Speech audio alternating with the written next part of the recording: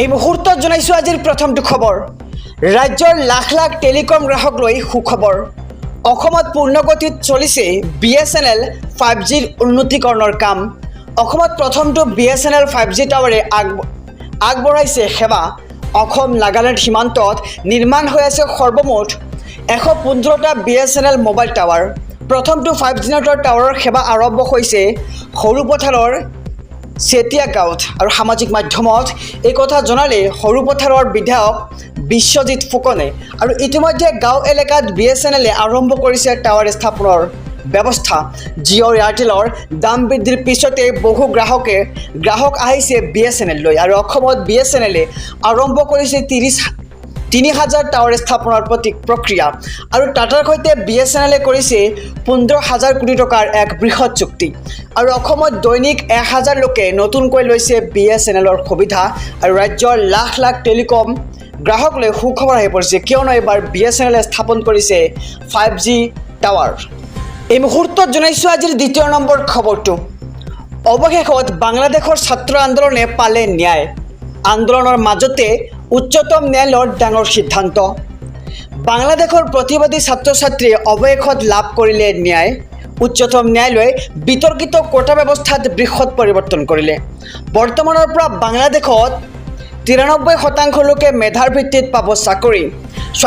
স্বাধীনতা সংগ্ৰামীৰ পৰিয়ালৰ বাবে 5% সংৰক্ষণ, 1% সংখ্যালঘু আৰু 1% বিশেষভাৱে সক্ষম তৃতীয় লিংগৰ বাবে সংৰক্ষণ কৰা থাকিব।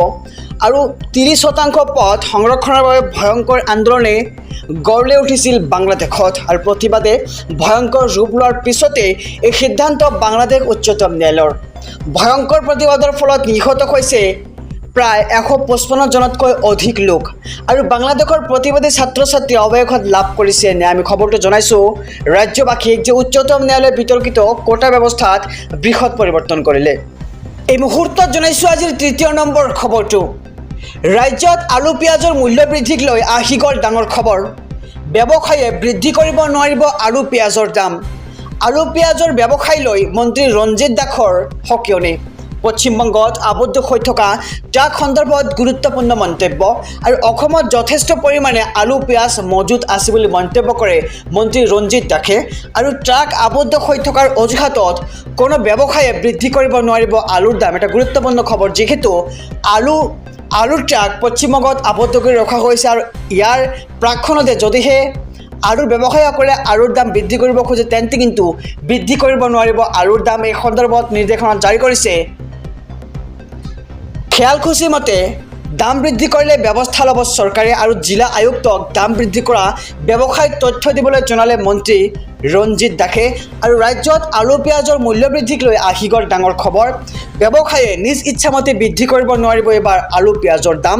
আৰু আলু পিঁয়াজৰ ব্যৱসায় লৈ মন্ত্ৰী ৰঞ্জিত দাসৰ কঠোৰ সকিয়নি।